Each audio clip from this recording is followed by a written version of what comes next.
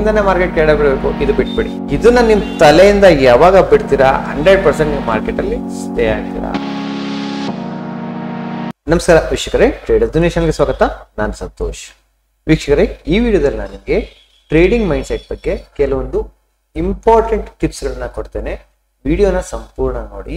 ಈ ಟಿಪ್ಸ್ಗಳು ನಿಮ್ಮ ಟ್ರೇಡಿಂಗ್ ನ ಪರ್ಫಾರ್ಮೆನ್ಸ್ ನ 100% ಏನ್ ಮಾಡ್ತವೆ, ಇಂಪ್ರೂವ್ ಮಾಡ್ತವೆ. ಸೊ ಸಾಮಾನ್ಯವಾಗಿ ನೀವು ಏನ್ ಮಾಡ್ತೀರಾ, ಈಗ ಟ್ರೇಡಿಂಗ್ ಸ್ಟಾರ್ಟ್ ಮಾಡಬೇಕು ಅಂತ ನೀವು ಅನ್ಕೊಂಡಿರ್ತೀರಾ. ಓಕೆ, ಸೊ ನೀವು ಮಾಡೋದು ಫಸ್ಟ್ ಕೆಲಸ ಏನು, ನೀವು ಯೂಟ್ಯೂಬ್ ಚಾನಲ್ ಸರ್ಚ್ ಮಾಡ್ತೀರಾ ಅಲ್ವಾ. ಯೂಟ್ಯೂಬ್ ಚಾನಲ್ ಆಗಿರ್ಬೋದು, ಅಥವಾ ಇನ್ಸ್ಟಾಗ್ರಾಮ್ ಆಗಿರ್ಬೋದು, ಅಥವಾ ಇನ್ಯಾವುದೋ ಬೇರೆ ಸೋಷಿಯಲ್ ಮೀಡಿಯಾಗಳಲ್ಲಿ ನೀವೇನ್ ಮಾಡ್ತೀರಾ, ಕೆಲವೊಂದು ಟ್ರೇಡಿಂಗ್ ಸಂಬಂಧಪಟ್ಟಂತ ಕೆಲವೊಬ್ಬರನ್ನ ಫಾಲೋ ಮಾಡಕ್ ಸ್ಟಾರ್ಟ್ ಮಾಡ್ತೀರಾ ಅಲ್ವಾ. ಸೊ ಇದು ನೀವು ಮಾಡೋ ಮೊದಲ ಕೆಲಸ, ಪ್ರತಿಯೊಬ್ರು ಮಾಡೋ ಕೆಲಸ ಅದೇ. ನಮ್ಗೇನಾಗಿತ್ತು ಅಂದ್ರೆ, ನಾವು ಟ್ರೇಡಿಂಗ್ ಸ್ಟಾರ್ಟ್ ಮಾಡಿದಾಗ ಯೂಟ್ಯೂಬ್ ಚಾನಲ್ಸ್ಗಳು ಇದ್ದಿಲ್ಲ. ಸೊ ಸೆಲ್ಫ್ ನಾವೇ ಸ್ಟಡಿ ಮಾಡ್ತಾ ಇದ್ವಿ. ಸೊ ಹಾಗಾಗಿ ಸ್ವಲ್ಪ ಟೈಮ್ ಬಹಳ ತಿಂದ್ವಿ. ಅದನ್ನ ತಿಂದ್ವಿ ಸಹಿತ ಆಮೇಲೆ ಏನಾಯ್ತು, ಅದು ನಮ್ಗೆ ಇನ್ನೂ ಬೆನಿಫಿಟ್ ಆಯ್ತು ಕೆಲವೊಂದು. ಯಾಕೆಂದ್ರೆ ಕೆಲವೊಂದು ನಾವು ಅನ್ನೆಸರಿ ನಾವು ಕಲಿಯಕ್ ಹೋಗ್ಲಿಲ್ಲ ಅವಾಗ. ಓಕೆ, ಬಟ್ ಈಗ ಏನಾಗಿದೆ ಅಂದ್ರೆ, ನಿಮ್ಗೆ ಯೂಟ್ಯೂಬ್ ಚಾನಲ್ ಅಲ್ಲಿ ಟ್ರೇಡಿಂಗ್ ಸಂಬಂಧಪಟ್ಟ 1000 ಚಾನಲ್ಸ್ ಸಿಗ್ತವೆ. ಸೊ ಈ 1000 ಚಾನಲ್ಗಳು ಏನ್ ಮಾಡ್ತಾರೆ ಅಂದ್ರೆ, 1000 ತರ ಸ್ಟ್ರಾಟಜಿ ಹೇಳ್ಕೊಡ್ತಾರೆ. ಈ 1000 ಸ್ಟ್ರಾಟಜಿಗಳಲ್ಲಿ ಯಾವ್ದು ಸ್ಟ್ರಾಟಜಿ ನೀವು ಫಾಲೋ ಮಾಡ್ತೀರಿ? ಒಬ್ರು ಹೇಳ್ತಾರೆ ಪ್ರೈಸ್ ಆಕ್ಷನ್ ಇಂಪಾರ್ಟೆಂಟ್ ಅಂತಾರೆ. ಸೊ ಪ್ರೈಸ್ ಆಕ್ಷನ್ ಬಗ್ಗೆ ನೀವು ಟ್ರೇಡ್ ಮಾಡ್ತೀರಾ, ಮಾಡಿ. ಅಥವಾ SMC ಕಾನ್ಸೆಪ್ಟ್ ಅಂತಾರೆ, ಕೆಲವರು ವೇವ್ ಅನಾಲಿಸಿಸ್ ಅಂತಾರೆ. ನಾನು ಇಂಡಿಕೇಟರ್ಸ್ ನ ಬಹಳ ಫಾಲೋ ಮಾಡ್ತೇನೆ, ಕೆಲವರು ಟೈಮ್ ಸೈಕಲ್. ಹೀಗೆ ಕೆಲವೊಬ್ರು ಏನೇನ್ ಮಾಡ್ತಾರೆ ಅಂದ್ರೆ, ಅವ್ರಿಗೆ ಯಾವ್ದು ಇಷ್ಟ ಆಗುತ್ತೋ ಅದನ್ನ ಹೇಳ್ತಾ ಇರ್ತಾರೆ. ನಾವೇನ್ ಮಾಡ್ತೀವಿ ಅಂದ್ರೆ, ಸೊ ಇವ್ರು ಒಂದು ವಿಡಿಯೋ, ನನ್ನ ವಿಡಿಯೋ ನೋಡಿದ್ರಿ, ಓಕೆ ಸಂತೋಷ್ ಅವ್ರು ಇಂಡಿಕೇಟರ್ ಸೂಪರ್ ವರ್ಕ್ ಆಗ್ತಾ ಇರುತ್ತೆ, ಸೊ ಇದ್ರ ಮಾಡೋಣ ಅಂತ ಪರ್ಚೇಸ್ ಮಾಡ್ತೀರಾ.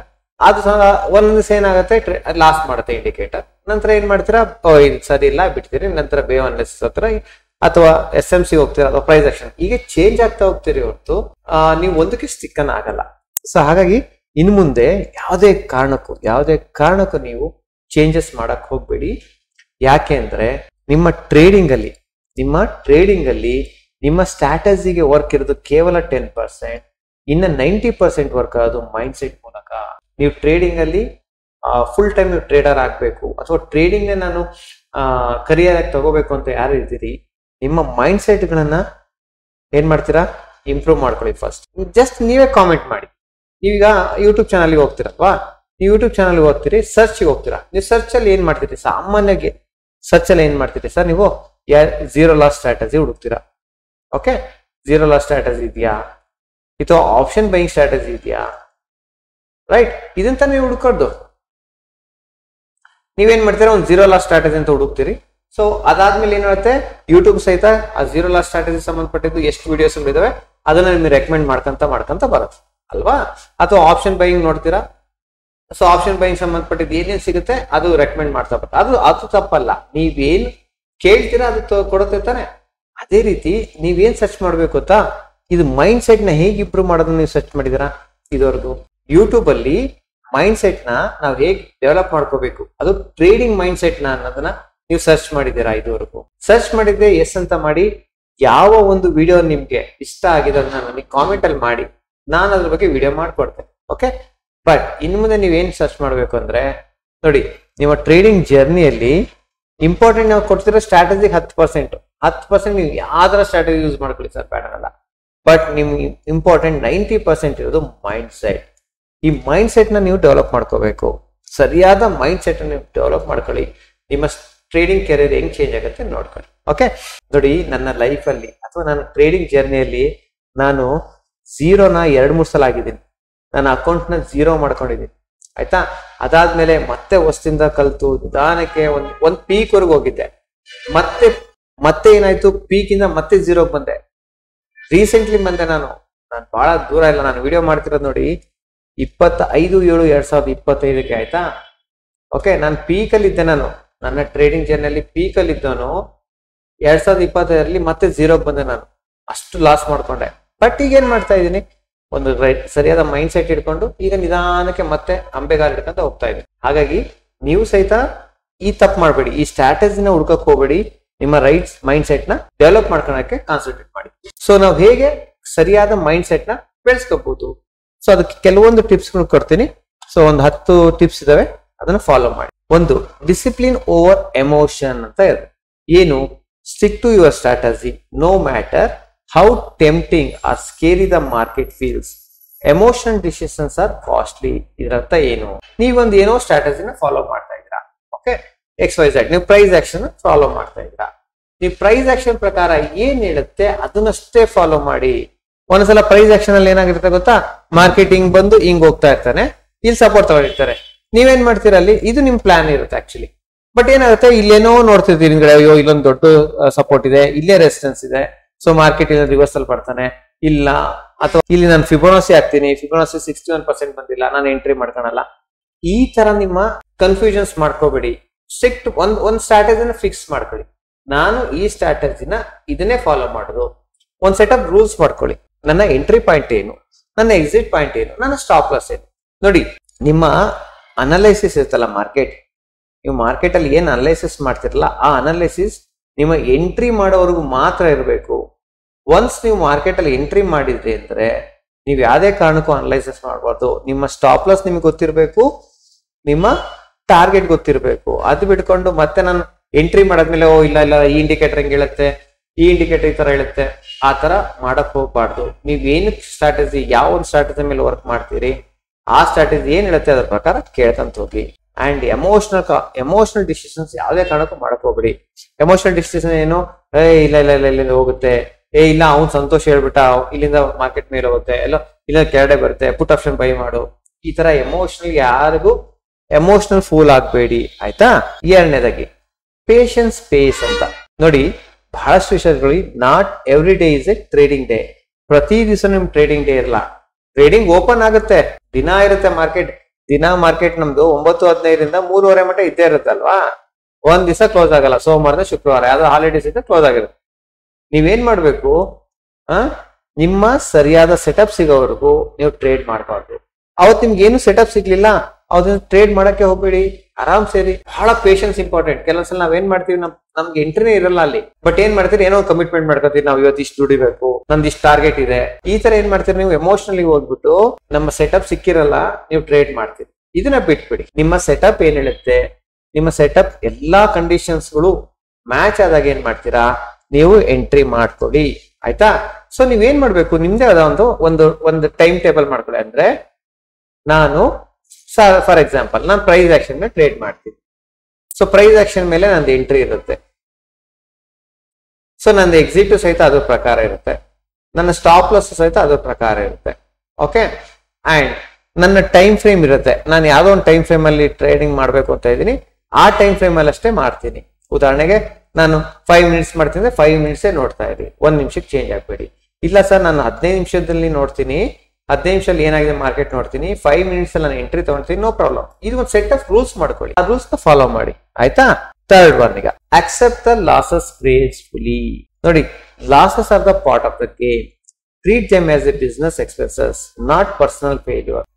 ಇದು ನಾನು ಮಾಡ್ತಾ ಇದ್ದೆ. ನಾನು ಏನ್ ಮಾಡ್ತಾ ಇದ್ದೆ, ನನ್ನ ಒಂದು ಇಂಡಿಕೇಟರ್ ನ ಮಾಡ್ಕೊಂಡಿವಲ್ವಾ, ನಮ್ದೊಂದು ಇಂಡಿಕೇಟರ್ ನ ಮಾಡ್ಕೊಂಡಿದೀವಿ. ಸೊ ಆ ಇಂಡಿಕೇಟರ್ ಏನಾಗುತ್ತೆ ಗೊತ್ತಾ, ಒಂದೊಂದ್ಸಲ ಲಾಸ್ ಬಂದ್ಬಿಡೋದು.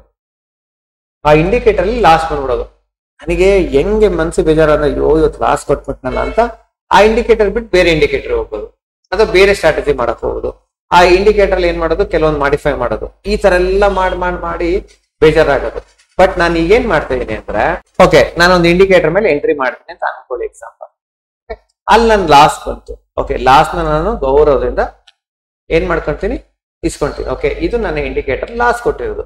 ಯಾಕೆಂದ್ರೆ ನನಗೆ ಎಂಟ್ರಿ ಪಾಯಿಂಟ್ ನನಗೆ ಗೊತ್ತಿದೆ ಸರ್. ಲಾಸ್ ಅವತ್ತು ಲಾಸ್ ಆಗುತ್ತೋ ಅಥವಾ ಪ್ರಾಫಿಟ್ ಆಗುತ್ತೋ depend on the market condition ಅಲ್ವಾ. ನನಗೆ ಪ್ರಾಫಿಟ್ ಆಗ್ಬೇಕು ಅಂದ್ರೆ ನನ್ ಯಾವ ಪ್ರಾಫಿಟ್ ಆಗತ್ರಿ, ಮಾರ್ಕೆಟ್ ನನ್ ಪರವಾಗಿ ಹೋದಾಗ. ನನ್ ಪರವಾಗಿ ಹೋದಾಗ ಏನೋ ನನ್ ಪರವಾಗಿ ಅಥವಾ ನನ್ನ ಆಪೋಸಿಟ್ ಹೋಯ್ತು ಅಂದ್ರೆ ಮಾರ್ಕೆಟ್ ನಾನು ಲಾಸ್ ಮಾಡ್ಲೇಬೇಕು. ಪ್ರತಿ ದಿವಸ ಮಾರ್ಕೆಟ್ ನಿಮ್ ಪರವಾಗಿ ಗೊತ್ತಾ, ಇಲ್ಲ ಅಲ್ವಾ. ಒಂದ್ ದಿವಸ ಲಾಸ್ ಕೊಟ್ಟೆ ಕೊಡುತ್ತೆ. ಯಾವತ್ತು ಲಾಸ್ ಕೊಡುತ್ತೆ ಅದನ್ನ ನಾವು ಲಾಸ್ ನ ತಗೋಬೇಕು, ಆಯ್ತಾ? Focus on the process, not the profit. ನಾವು ಮಾಡೋದ್ ಏನ್ ಮಾಡ್ತೀವಾ, ನಾವ್ ಇದ್ರ ಆಪೋಸಿಟ್ ಮಾಡ್ತೀವಿ. ಸರ್ ನೀವಂತಲ್ಲ ಸರ್, ಇಲ್ಲಿ ಏನ್ ಹೇಳ್ತೀನಲ್ಲ ಇದೆಲ್ಲ ನನ್ನ ಎಕ್ಸ್ಪೀರಿಯನ್ಸ್, ನಾನು ಮಾಡಿರೋ ತಪ್ಪುಗಳನ್ನ ನಾನು ಹೇಳ್ತಾ ಇದ್ದೀನಿ. ಸೊ ನೀವು ತಪ್ಪು ಮಾಡಬೇಡಿ, ನನ್ನ ತಪ್ಪಿನಿಂದ ತಿಳ್ಕೊಂಡು ನಿಮ್ಮ ಟ್ರೇಡಿಂಗ್ ಅಲ್ಲಿ ಇದ್ ಮಾಡ್ಕೊಳ್ಳಿ. Focus on the profit process, not the profit ಅಂತ ಅಂದ್ರೆ ನಾವೇನ್ ಮಾಡ್ತೀನಿ ಗೊತ್ತಾ, ನಾನೇನ್ ಮಾಡ್ತಾ ಹೇಳ್ತೀನಿ, ನಂದೊಂದು ಟಾರ್ಗೆಟ್ ಇರುತ್ತೆ. ನಾವು ಒಂದು ಡೇಗೆ 5,000 ಬೇಕು. ಓಕೆ, ನಾನು ಇವತ್ತು 5,000 ಅರ್ನ್ ಮಾಡ್ಲೇಬೇಕು ಅಂತ ಹೇಳ್ತೀನಿ ಅಂತ ಅನ್ಕೊಳ್ಳಿ. ಸೊ ನಾನು ಇದ್ರ ಮೇಲೆ ಕಾನ್ಸಂಟ್ರೇಟ್ ಮಾಡ್ತೀನಿ, ನನಗೆ ಸೆಟಪ್ ಸಿಕ್ಕಿರಲ್ಲ, ಅರ್ಲಿ ಎಂಟ್ರಿ ಮಾಡಿರ್ತೀನಿ, ಸೊ ಅವತ್ತಿನ ಲಾಸಸ್ ಬರುತ್ತೆ. ಈ ತರ ಏನು ಮಾಡ್ಕೋಬೇಡಿ. ನೀವೇನ್ ಮಾಡ್ಬೇಕು, ನಿಮ್ ಪ್ರೋಸೆಸ್ ಏನು? ಓಕೆ, ನಾನು ಈ ಒಂದು ಸ್ಟ್ರಾಟಜಿ ಮೂಲಕ ನಾನು ಟ್ರೇಡ್ ಮಾಡ್ತಾ ಇದ್ದೀನಿ. ಈ ಸ್ಟ್ರಾಟಜಿಯಲ್ಲಿ ನನಗೆ ಪ್ರಾಫಿಟ್, ನನಗೆ ಎಂಟ್ರಿ ಗೊತ್ತಿದೆ, ಪ್ರಾಫಿಟ್ ಆರ್ ಲಾಸ್ ನನಗೆ ಗೊತ್ತಿಲ್ಲ. ಲಾಸ್ ಆಯ್ತು ಅಂದ್ರೆ ನಾನು ಖುಷಿ ಆಗ್ತೀನಿ, ಪ್ರಾಫಿಟ್ ಆದ್ರೆ ಡಬಲ್ ಖುಷಿ ಆಗ್ತೀನಿ, ಇಷ್ಟೇ ಸರ್. ಸೊ ಹಾಗಾಗಿ ನೀವು ನಿಮ್ಮ ಪ್ರೋಸೆಸ್ ಮೇಲೆ ಕಾನ್ಸಂಟ್ರೇಟ್ ಮಾಡಿ, ಪ್ರಾಫಿಟ್ ನ ಬಿಟ್ಬಿಡಿ. ಯಾವುದೇ ಕಾರಣಕ್ಕೂ ನಿಮ್ಮ P&L ನೋಡಕ್ ಹೋಗ್ಬೇಡಿ. ಓಕೆ, ನೀವು ಮಾರ್ಕೆಟ್ ಎಂಟ್ರಿ ಮಾಡಿದ ತಕ್ಷಣ ನಿಮ್ಮ P&L ನೋಡಕ್ ಹೋಗ್ಬೇಡಿ, ಅದು ನಿಮ್ಮ ಸೈಕಾಲಜಿನ ಹಾಳು ಮಾಡುತ್ತೆ. ಆಯ್ತಾ? ನಂತರ ಬಂದು ಕಂಟ್ರೋಲ್ ಫೋಮೋ ಅಂತೀವಿ.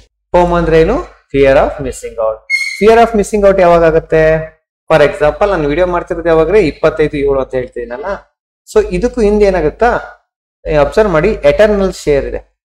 ಎಟರ್ನಲ್ ಶೇರ್ ಅಲ್ಲಿ ಎಲ್ಲರೂ ಬೈ ಮಾಡ್ತಾ ಇದ್ರು, ಒಳ್ಳೆ ರ್ಯಾಲಿ ಹೋಗ್ತದ್ದು. 263 ಇಂದ ಸಮೌಟ್ 363 ಏನೋ ಹೋಯ್ತದು. ಪ್ರತಿಯೊಬ್ರು ಮಾಯಲ್ಲೂ ಅದೇ ಬರೋದು. ಆಯ್ತಾ? ಸೊ ಏನಕ್ಕೆ ಅವರೆಲ್ಲ ಬೈ ಮಾಡ್ತಾರೆ. ನಾನು ಬೈ ಮಾಡ್ತೀನಿ, ನನಗೂ ಬರುತ್ತೆ, ಅಯ್ಯೋ ನಾನು ಮಿಸ್ ಮಾಡಿದೆ. ಇದು ಬೇಡ, ಬಿಟ್ಬಿಡಿ ಇದನ್ನ. ಓಕೆ, ನಿಮ್ಗೆ ನೀವು ಏನು ಒಂದು ಗೈಡ್ ಲೈನ್ಸ್ ಮಾಡ್ಕೊಂಡಿರಿ, ಅಥವಾ ಏನೊಂದು ಪ್ರೋಸೆಸ್, ಒಂದು ಸ್ಟ್ರಕ್ಚರ್ ಮಾಡ್ಕೊಂಡಿರಿ, ಅದ್ರ ಪ್ರಕಾರ ಸಿಗ್ತಾ ಮಾಡಿ, ಅದ್ರ ಪ್ರಕಾರ ಸಿಗ್ಲಿಲ್ಲ ಬಿಟ್ಬಿಡಿ. ಯಾವುದೇ ಕಾರಣಕ್ಕೂ ಇದಕ್ಕೆ ಹೋಗ್ಬೇಡಿ.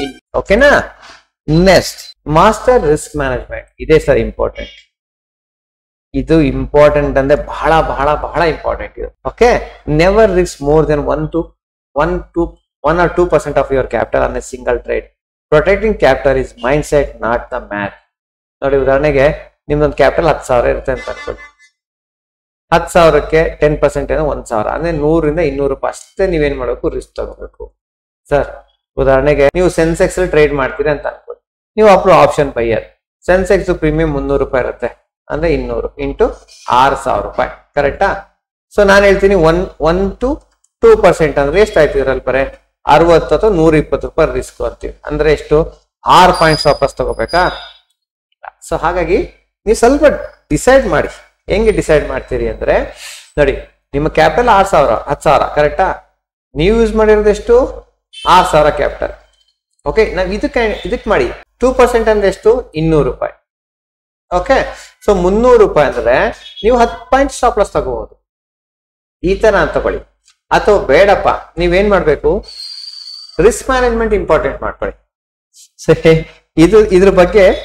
ಇದ್ರ ಬಗ್ಗೆ ಲೈವ್ ಅಲ್ಲಿ ನನ್ನ ಫ್ರೆಂಡ್ ಬಂದು ನಮ್ಮ ಆಫೀಸಲ್ಲಿ ಒಂದು ತೋರಿಸ್ಕೊಟ್ರು. ಈ ಕಾಯಿನ್ ಟಾಯ್ಸ್ ಮಾಡ್ತೀವಲ್ಲ ರೀ, ಹೆಡ್ ಅಂಡ್ ಟೈಲ್. ಬರೇ ಅವರು ಹೆಡ್ ಅಂಡ್ ಟೈಲ್ ಅಲ್ಲಿ ನೋಡ್ಕೊಂಡು ಹೆಡ್ ಬಿದ್ರೆ ಅವ್ರು ಏನ್ ಮಾಡೋರು ಗೊತ್ತಾ? ಹೆಡ್ ಬಿದ್ರೆ ಸಿ ಹೋಗೋರು, ಟೇಲ್ ಬಿತ್ತಂದ್ರೆ ಪುಟ್ ಹೋಗೋರು. ಚಾರ್ಟ್ ನೋಡ್ತಿದಿಲ್ಲ, ಏನು ನೋಡ್ತಿಲ್ಲ, ಬಟ್ ಗ್ಯಾಮ್ಲಿಂಗ್. ಬಟ್ ಅವ್ರು ಏನ್ ಮಾಡಿದ್ರೆ, ಅವ್ರದ್ದೊಂದು ಮೈಂಡ್ ಸೆಟ್ ಚೆನ್ನಾಗಿ ಮಾಡ್ಕೊಂಡಿದ್ರು. ರಿಸ್ಕ್ ಮ್ಯಾನೇಜ್ಮೆಂಟ್ ಚೆನ್ನಾಗಿತ್ತು. ಹೆಂಗ್ ರಿಸ್ಕ್ ಮ್ಯಾನೇಜ್ಮೆಂಟ್ ಚೆನ್ನಾಗಿ ಮಾಡ್ಕೊಂಡಿದ್ರು ಅಂದ್ರೆ 1:3 ಹೋಗೋರು. ಅಂದ್ರೆ ಅವರು 1,000 ರೂಪಾಯಿ ಪ್ರಾಫಿಟ್ ಲಾಸ್ ತನಕ ರೆಡಿ ಇದ್ರು ಅಂತ ಅನ್ಕೊಳ್ಳಿ. 3,000 ಪ್ರಾಫಿಟ್ ಆಗೋರು ಬಿಡ್ತಾ ಇದಿಲ್ಲ. ಅವ್ರ ರಿಸ್ಕ್ ಹೆಂಗಿತ್ತು ಅಂದ್ರೆ, ರಿಸ್ಕ್ ಮ್ಯಾನೇಜ್ಮೆಂಟ್ ಹೆಂಗ್ ಮಾಡ್ಕೊಂಡಿದ್ರು, 1:3 ಅಂದ್ರೆ 1,000 ರೂಪಾಯಿ ನಾನು ರಿಸ್ಕ್ ಅಲ್ಲಿ ಟ್ರೇಡ್ ಅಲ್ಲಿ ರಿಸ್ಕ್ ತಗೊಂತೀನಿ ಅಂದ್ರೆ 3,000 ರೂಪಾಯಿ ಆಗೋವರೆಗೂ ಅವ್ರು ಬಿಡ್ತಿದ್ದಿಲ್ಲ. 1,000 ರೂಪಾಯಿ ಎಕ್ಸಿಟ್ ಮಾಡ್ತಿದ್ದಿಲ್ಲ. ಅವ್ರಿಗೆ 3,000 ಬರಬೇಕು ಟ್ರೇಡ್ ಅಲ್ಲಿ, ಆ ಟ್ರೇಡ್ 3,000 ಬರೋವರೆಗೂ ಅವ್ರು ಎಕ್ಸಿಟ್ ಆಗ್ತಿದ್ದಿಲ್ಲ. ಈ ತರ ಮಾಡೋ ನನ್ ಮುಂದೆ ಮಾಡಿ ತೋರಿಸಿದ್ರು. ಓಕೆ, ಬಟ್ ನೀವು ಫುಲ್ ಟೈಮ್ ಟ್ರೇಡಿಂಗ್ ಮಾಡ್ಬೇಕಂದ್ರೆ ಟಾಸ್ ಎಲ್ಲ ಮಾಡಕ್ ಹೋಗ್ಬೇಡಿ. ನಿಮ್ಗೆ ಹೇಳ್ತಿರೋದು ಅರ್ಥ ಆಯ್ತಾ? ನಿಮ್ಮ ರಿಸ್ಕ್ ಬಹಳ ಇಂಪಾರ್ಟೆಂಟ್ ಆಗುತ್ತೆ. ಇದ್ರಲ್ಲಿ ಮಾಸ್ಟರಿಂಗ್ ಮಾಡಿ. ಡಿಟ್ಯಾಚ್ ಫ್ರಮ್ ದ ಔಟ್ಕಮ್ ಅಂದ್ರೆ, ಇವತ್ತು ನಿಮ್ಗೆ ಒಳ್ಳೆ ಪ್ರಾಫಿಟ್ ಆಗಿತ್ತು ಅಂತ ನಿಮ್ ಫ್ರೆಂಡ್ಸ್ ಗಳಿಗೆ ಹೋಗಿ ಪಾರ್ಟಿ ಮಾಡ್ಸೋದು ಮಾಡಕ್ ಹೋಗ್ಬೇಡಿ, ಅಥವಾ ನಿಮಗೆ ಲಾಸ್ ಆಯ್ತು ಅಂತ ಬೇಜಾರು ಮಾಡ್ಕೊಂಡು ಎಲ್ಲೂ ಕೂರಕ್ ಹೋಗ್ಬೇಡಿ. ನ್ಯೂಟ್ರಲ್ ಆಗಿದೆ. ಇವತ್ತು ಪ್ರಾಫಿಟ್ ಆಗಿದೆ ಅಂದ್ರೆ ಯೋಚನೆ ಮಾಡಿ, ಮುಂದೆ ನಿಮ್ಗೆ ಲಾಸ್ ಕಾಯ್ತಾ ಇರ್ತೀರಿ, ನಿಮ್ಗೆ ಲಾಸ್ ಕಾಯ್ತಾ ಇದೆ ಅಂತ ಅರ್ಥ. ಅಥವಾ ಇವತ್ತು ನೀವು ಲಾಸ್ ಅಲ್ಲಿ ಇದ್ದೀರಿ ಅನ್ಕೊಳ್ಳಿ, ಇವತ್ತು ಲಾಸ್, ನಾಳೆ ಲಾಸ್, ನಾಳೆ ಲಾಸ್, ನಿಮ್ ಮುಂದೆ ಪ್ರಾಫಿಟ್ ಇದೆ ಅಂತ ಕನ್ಫರ್ಮ್ ಇರುತ್ತೆ.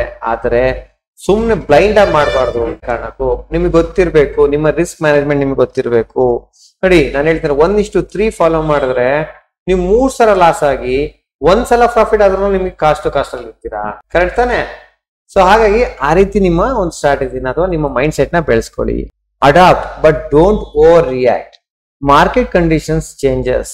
Stay flexible but don't abandon your system after 1 bad day. ನೋಡಿ, ಇದೇನ್ ಗೊತ್ತಾ, ಮಾರ್ಕೆಟ್ ಅಲ್ಲಿ ಕಂಡೀಷನ್ ಚೇಂಜ್ ಆಗ್ತಾ ಇರುತ್ತಲ್ಲ. ಅಂದ್ರೆ ಇವತ್ತಿದ್ದು ಮಾರ್ಕೆಟ್ ಕಂಡೀಷನ್ಸ್ ನಾಳೆ ಇರಲ್ಲ. ಸೊ ನಾಳೆ ಇರೋದು ನಾಳೆ ಇರಲ್ಲ. ಹಾಗಾಗಿ ನಾವೇನ್ ಮಾಡ್ಬೇಕು, ನಾವು ಒಂದು ಫ್ಲೆಕ್ಸಿಬಲ್ ಮಾಡ್ಕೋಬೇಕಂದ್ರೆ, ಫ್ಲೆಕ್ಸಿಬಲ್ ಮೀನ್ಸ್ ನನಗೆ ಇವತ್ತು ಈ ತರ ಸ್ಟ್ರಾಟಜಿ ನನ್ನ ರೂಲ್ಸ್ ಪ್ರಕಾರ ಸಿಗ್ತಾ ಇದೆ, ಎಂಟ್ರಿ ಮಾಡ್ಕೊಳ್ಳಿ. ರೂಲ್ಸ್ ಪ್ರಕಾರ ಸಿಗ್ತಾ ಇಲ್ಲ ಬಿಟ್ಬಿಡಿ. ಒಂದ್ ದಿವಸ ಯಾವ್ದೋ ಇವತ್ತು ನಿಮ್ದು ಏನಾಗುತ್ತೆ ಗೊತ್ತಾ, ಇವತ್ತು ಮಾರ್ಕೆಟ್ ನಿಮ್ದು ಇರಲ್ಲ, ಅಂದ್ರೆ ನಿಮ್ ಡೇ ಇರಲ್ಲ, ಅವತ್ತು ದಿವಸ ಲಾಸ್ ಆಗ್ತಾ ಇರತ್ತೆ. ಆ ಲಾಸ್ ಆದ ದಿವಸ ಏನಾಗುತ್ತೆ ನಿಮ್ಗೆ, ಇಲ್ಲ ನನ್ನ ಸಿಸ್ಟಮ್ ಯಾಕೆ ಸರಿ ಇಲ್ಲ, ನಾನು ಬೆಟ್ ಚೇಂಜ್ ಮಾಡ್ಬಿಡ್ತೀನಿ. ಈ ತರ ಮೈಂಡ್ ಸೆಟ್ ನ ಬಿಟ್ಬಿಡಿ. ನೆಕ್ಸ್ಟ್, ಬಿಲ್ಡ್ ಸೆಲ್ಫ್ ಅವೇರ್ನೆಸ್ ಅಂತ ಹೇಳ್ತೀವಿ.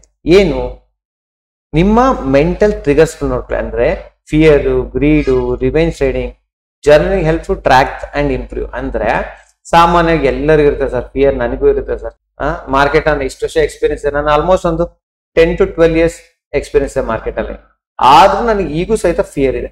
ನಾವು ಇಲ್ಲ ಸರ್ ನನಗೆ ಎಕ್ಸ್ಪೀರಿಯನ್ಸ್ ಇದೆ, ನನಗೆ ಫಿಯರ್ ಇಲ್ಲ ಅಂತ ಅನ್ನೋದಿಲ್ಲ, ಸುಳ್ಳು ಆಯ್ತಾ. ಫಿಯರ್ ಇದೆ, ಯಾಕೆ ಹೇಳ್ರಿ, ಇಲ್ಲಿ ದುಡ್ಡನ್ನ ಹಾಕಿರ್ತೀನಿ, ಲಾಸಸ್ ಜೊತೆ ಬೇಜಾರಾಗಿ ಆಗ್ತಿರ್ತಾನೆ. ಗ್ರೀಡ್ 100% ಗ್ರೀಡ್ ಇದೆ. ಹೆಂಗಿರುತ್ತೆ ಗೊತ್ತಾ, 1000 ರೂಪಾಯಿ ಪ್ರಾಫಿಟ್ ಇರುತ್ತೆ, ಅಯ್ಯೋ ಇನ್ನೊಂದು 100 ರೂಪಾಯಿ ಬರ್ಲಿ, ಅಯ್ಯೋ 200 ರೂಪಾಯಿ ಬರ್ಲಿ. ನಿಮ್ ಟಾರ್ಗೆಟ್ ರೀಚ್ ಆಗಿರುತ್ತೆ, ನೀವೇನ್ ಎಕ್ಸ್ಪೆಕ್ಟ್ ಮಾಡಿದ್ರೆ 1:3, ನಿಮ್ 3 ಆಲ್ರೆಡಿ 1:3 ರೀಚ್ ಆಗಿರ್ತೀವಿ, ಅದನ್ನ ವೇಟ್ ಮಾಡ್ತಾ ಇರ್ತೀವಿ, ಅಯ್ಯೋ ಇನ್ನೂ ಸ್ವಲ್ಪ ಸಿಗ್ಬೋದಾ. ಆಮೇಲೆ ಇದು ಬಹಳ ಇಂಪಾರ್ಟೆಂಟ್, ರಿವೆಂಜ್ ಟ್ರೇಡಿಂಗ್. ಇದು ಮಾಡೇ ಮಾಡ್ತೀರ. ಅಂದ್ರೆ ಇವತ್ತು ನಾನು ಒಂಥರ ಏನ್ ಗೊತ್ತಾ, ಬಂಡ್ತನ ಅಂತೀವಲ್ಲ ಆ ತರ, ರಿವೆಂಜ್ ಟ್ರೇಡಿಂಗ್ ಬಿಟ್ಬಿಡಿ. ನೆಕ್ಸ್ಟ್, ಮಾರ್ಕೆಟ್ ಇದೆ ಅಲ್ಲೇನ್ರಿ, ಇದು ಪ್ರೊಬ್ಯಾಬಿಲಿಟಿ ಗ್ರೇಡ್. ಅಂದ್ರೆ ಆ ಮಾರ್ಕೆಟ್ ಇಂದ ಮೇಲ್ ಹೋಗ್ಬೋದು ಅಥವಾ ಕೆಳಗಡೆ ಬರ್ಬೋದು. ಮೇಲ್ ಹೋಗುತ್ತೆ ಅಂತ ಕಾನ್ಫಿಡೆಂಟ್ ಇಲ್ಲ, ಅಥವಾ ಕೆಳಗಡೆ ಬಿದ್ದೇ ಅಂತ ನಿಮ್ಗೆ ಗ್ಯಾರಂಟಿ ಇಲ್ಲ, ಹೋಗ್ಬಹುದು ಅಷ್ಟೇ. ಹಾಗಾಗಿ ಇದ್ರಲ್ಲಿ ನಾನು ಪರ್ಫೆಕ್ಟ್ ಆಗಿ ಇಡದೇ ಇಡ್ತೀನಿ, ನಾನು ಹಿಡಿದ ತಕ್ಷಣ ಇಲ್ಲಿಂದಾನೇ ಮಾರ್ಕೆಟ್ ಮೇಲೆ ಹೋಗ್ಬೇಕು, ಇಲ್ಲಿಂದಾನೇ ಮಾರ್ಕೆಟ್ ಕೆಳಗಡೆ ಬಿಡಬೇಕು, ಇದು ಬಿಟ್ಬಿಡಿ. ಇದನ್ನ ನಿಮ್ ತಲೆಯಿಂದ ಯಾವಾಗ ಬಿಡ್ತೀರಾ 100% ನೀವು ಮಾರ್ಕೆಟ್ ಅಲ್ಲಿ ಸ್ಟೇ ಆಗ್ತೀರಾ. ಸೊ ಹಾಗಾಗಿ ಮತ್ತೊಮ್ಮೆ ರಿಪೀಟ್ ಮಾಡ್ತಾ ಇದೀನಿ, ಮಾರ್ಕೆಟ್ ಅಲ್ಲಿ ನಿಮ್ಮ ಸ್ಟ್ರಾಟಜಿ ವರ್ಕ್ ಆಗೋದು 10%, ನಿಮ್ಮ ಮೈಂಡ್ ಸೆಟ್ ಇದೆಲ್ಲ 90% ವರ್ಕ್ ಆಗುತ್ತೆ. ಇದನ್ನ ಡೆವಲಪ್ ಮಾಡ್ಕೊಳ್ಳಿ.